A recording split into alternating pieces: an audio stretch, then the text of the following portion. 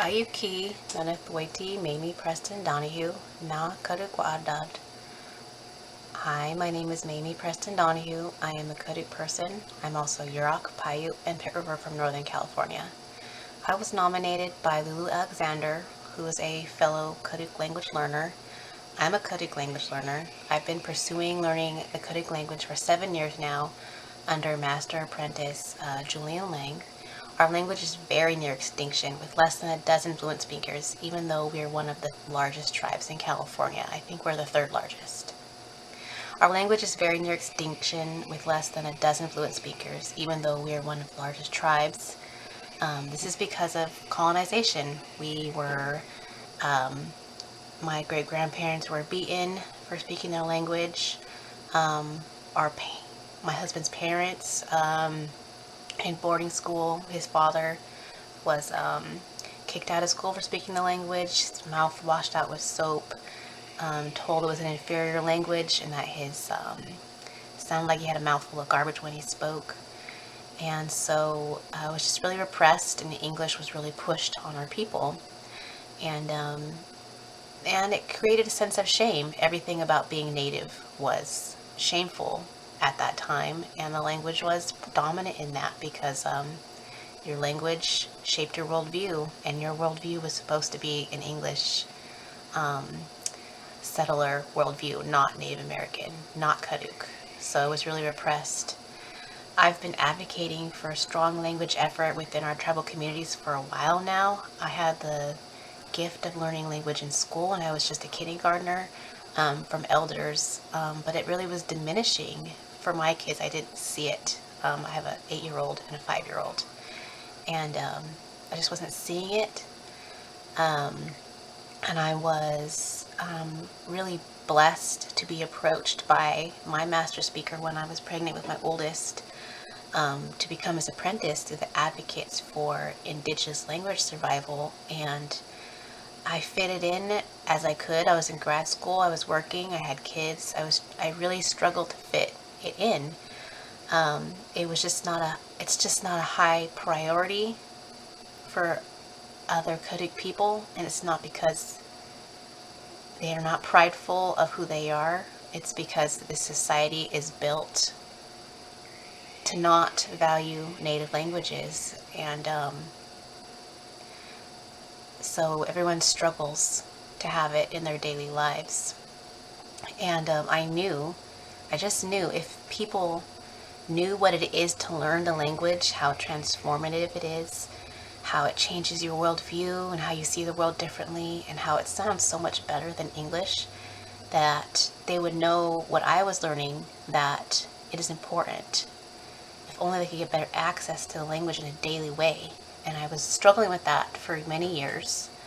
I was inspired by other language programs and speakers of other native languages to make a social media page, Adahi Karuk language, for speakers and other learners to share resources to the community, to share daily words and promote our traditions as normal and good, and to promote paying and training teachers in the language, as well as making our language mainstream in the local schools and tribal government. I also address overcoming the feelings of shame surrounding language, maybe because we don't know it well, or because we were taught to not love our heritage. All the different ways that shame comes into play that prevents people from learning a language. Maybe they're not enrolled with the tribe, like me, for example. I'm more than one type of native, but you can only be enrolled in one tribe, and I think that enrollment prevents people from learning their other tribal languages or their main language. Just a lot of effects of colonization really affect people wanting or feeling like they're able or deserving to learn their language. And I wanted to normalize being Karuk. I played around with this idea for a while, but when the pandemic hit, it seemed like the time was ripe. So here we are, more disconnected than ever from our people, with more time than ever to take a breath from the push and grind of the daily struggles of colonization and capitalism, to take a moment to see the reality of the language and our Karuk way of life and values and what's really important in life. I think we saw a lot of feelings of injustice being addressed at that time, and language was one of those things that people were like, wow, I really want to learn, you know. And people were able to see its worth and its beauty. This has led me to begin other efforts as we ease back into face-to-face. I'm a teacher now in the local schools. I do it for free for one school where my son attends, and then I'm paid by Klamath Trinity Joint Unified to be a language teacher. And other language learners and teachers, my teacher, for example, contribute to the page, and just keep it in their minds, keep it in the people's minds at all times that our language is doable. It's not unattainable. The takeaway is to not learning your language or having access to an elder or a class be an issue in learning your language. If you are on council, make it a priority for your people, a top priority. If you work for a tribe, ask for your employees, demand for your employees to assert your sovereignty and make your language or languages, if you're confederated or whatever, to make language a priority. For many of us, we were not even allowed to create tribal governments without proving we had a language, and yet many of our tribes are not pushing to have our languages in our workplace, in our council meetings. It's really falling by the wayside, and we're all on this edge of this cliff where if we don't take strong and immediate action, no one's going to push for it but us. So we've got to push for it. If you're a teacher in a public school, whether you're native or not, promote languages. Language use benefits Native Americans. They have higher rates of academic success, lower rates of suicide, stronger family connections, better self-identity, and even non-native people learning another language really helps reduce racism and prejudice. The more languages you learn, the easier it is for you to not only benefit in your own native language, in your language, like English or Spanish, for example, but it helps you across the board academically. So we have a long way to go, but it's the point of this. What I'm doing now is to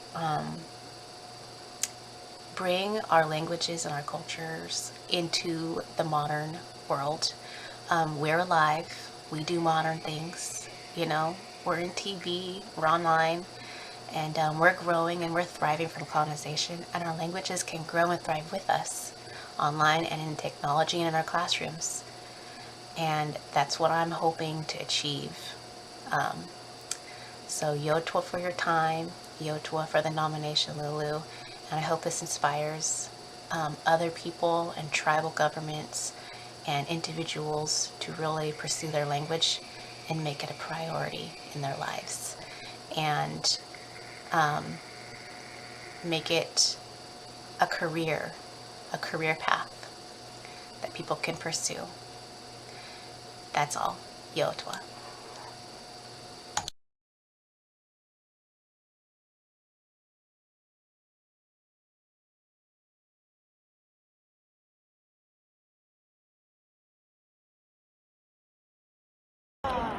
Say it again. Yaha! Yaha!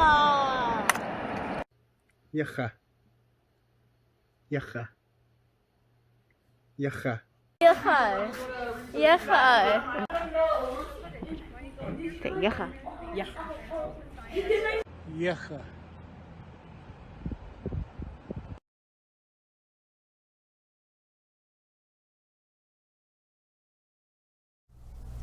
Pamahutim nicht.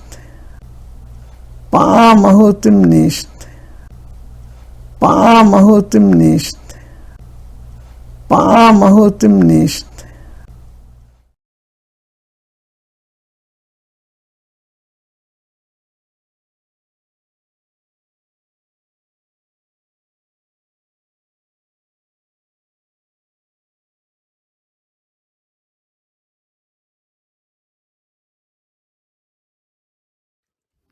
Fat pie. Fat pie. What is this? Payum akra. Payum akra. This is an eel. Payum akra.